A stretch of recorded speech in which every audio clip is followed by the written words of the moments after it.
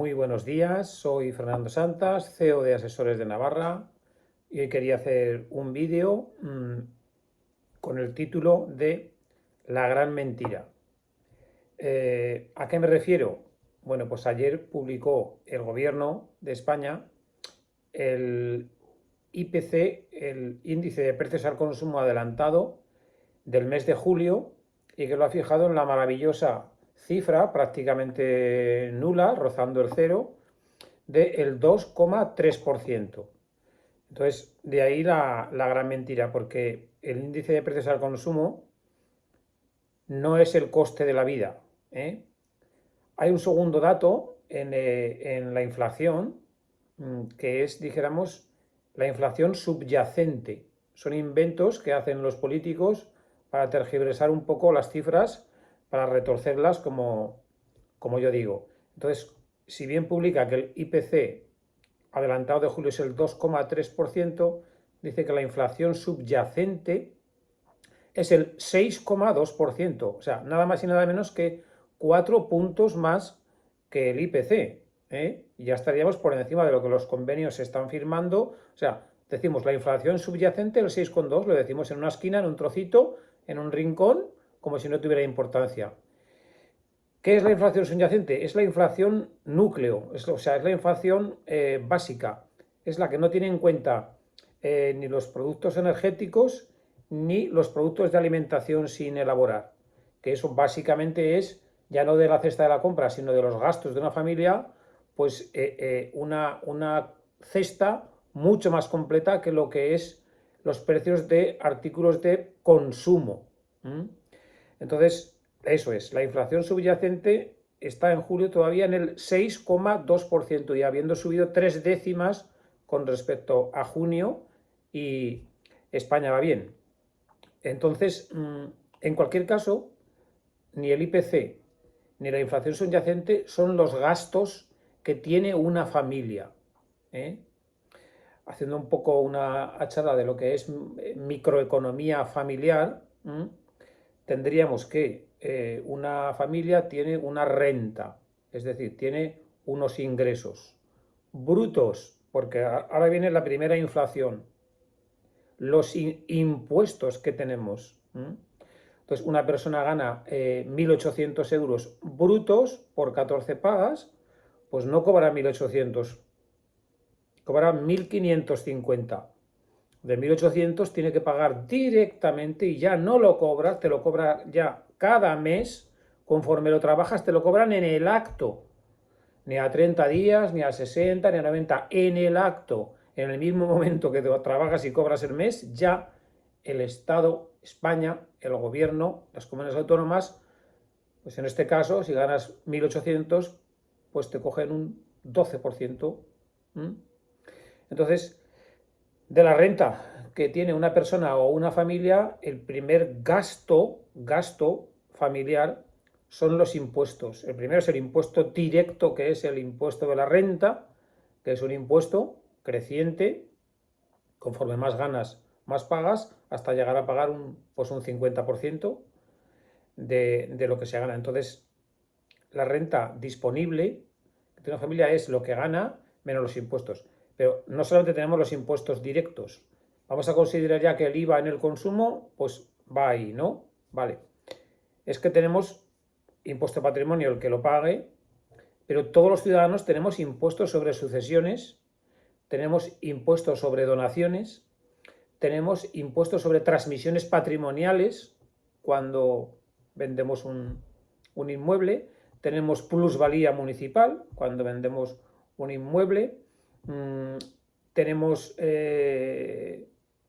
impuestos locales, pagamos por tener un inmueble, pagamos por tener una finca rústica, pagamos por tener un coche, pagamos por tener una moto. Es decir,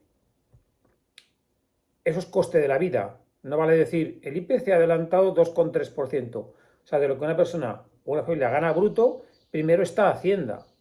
Entonces, Hacienda entre IRPF, patrimonio cuando toca, sucesiones cuando toca, transmisiones e impuestos locales, pues fácil se nos lleva Hacienda un 20 o un 25 o un 30%. No está en ninguna cesta de coste de la vida, pero son gastos que tiene la familia. A mí la empresa me ha dado 1.800 euros y me llegan a casa 1.450. Entonces tendríamos que hablar de la renta disponible, es decir, lo que yo cobro menos los impuestos que pago. Y los impuestos de alguna manera había que valorarlos en lo que España va bien, porque no es lo mismo pagar menos impuestos que pagar más impuestos. También hay que hablar de eso, también hay que hablar de la fiscalidad. En cualquier caso, lo que ganamos menos impuestos sería microeconomía, la renta disponible. Es lo que realmente tengo cada mes. ¿Para qué? Para consumir, para comer, para el resto de artículos, dijéramos, de consumo y para pagar inversiones que son necesarias en la vida, que no entran en la cesta de la compra, en el IPC. Entonces, una cosa es la alimentación, otra cosa es el resto de gastos que tiene una casa de consumos, luz, teléfono, agua, gas, ropa, etc. Y otra cosa son las inversiones, que eso es un gasto de la familia. Entonces, no se tiene en cuenta a la hora de decir el IPC el 2,3%. Es la gran mentira. Entonces, en España en concreto, el 26,4% de los hogares se encuentran hipotecados. El resto no es que tengan la vivienda en propiedad, porque también hay otra gran cantidad porcentual que está de alquiler. Y no hablemos el incremento de los precios de alquiler, que creo que no son el 2,3%.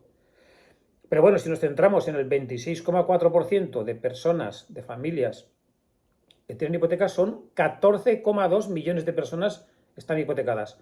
Entonces, si hablamos de julio del 23, decir que a julio de 2022 el Euribor estaba en el 0,992%. 0,992%. Y a 31 de julio está en el 4,15%. Y subiendo, porque ya el Banco Central Europeo ha puesto el precio del dinero en el 4,25 y quizá lo mantenga así un tiempo. Entonces, las personas que tienen hipoteca, 14 millones, y que la tienen a variable, tienen también un coste de la vida, que es pagar un 1% de interés y ahora pagar un 4% de interés. De 1 a 4 a lo mejor es un 400%, no un 2,3%. Pues eso son el 26,4% de los hogares. Y más a más, desde 2013 no desgrava en el IRPF la compra de vivienda. Antes sí, ahora no desgrava la vivienda. Entonces, ¿qué ocurre en el cálculo del IPC? Yo tengo una parte que destino a comer, pero también tengo otra parte que destino a la hipoteca. Esa me ha subido, si yo pagaba 500, ahora pago 800. Eso no entra en la información que nos han dado de que, bueno, prácticamente un 2%, pues ya no, estamos ya con la renta disponible constante, ya no estamos perdiendo, dijéramos, renta per cápita. ¿Qué ocurre con el Euribor? De esos 26,4% de españoles. Pero no termina ahí. En la vida, si no es en una fase, en otra, habrá quien haya podido ahorrar y se compra un coche al contado. Pero la gran mayoría de ciudadanos se compra un coche con un crédito a 3 años o a 5 años. Entonces, esos préstamos para el consumo que son necesarios, un préstamo para coche o para otros bienes de consumo, pues están al 7-8%. Eso tampoco entra en ninguna cesta y también es otra cuota mensual que una familia tiene que pagar. Y tiene que pagar también pues, los estudios universitarios de los hijos y tiene que pagar, como hablamos, financiar un coche, etc. etc. Entonces, este es el artículo o el vídeo que quería hacer hoy sobre la gran mentira del anuncio ayer de que el IPC es el 2,3%, como queriendo decir que solamente lo que nos ha subido la vida este mes es un 2,3%. Y no es así. La economía subyacente el 6,2%, los impuestos nadie nos ha bajado ni uno, o sea, pagamos todos los que pagamos, las hipotecas del Euribor al 1 al 4% y el que vive de alquiler, pues bueno, pues prácticamente ya no tiene para comer o tiene que vivir en una habitación. Entonces, bueno, este es un poco el artículo sobre lo de que el IPC del 2,3% es una información totalmente sesgada y que para nada supone lo que son los gastos de una familia, la microeconomía familiar.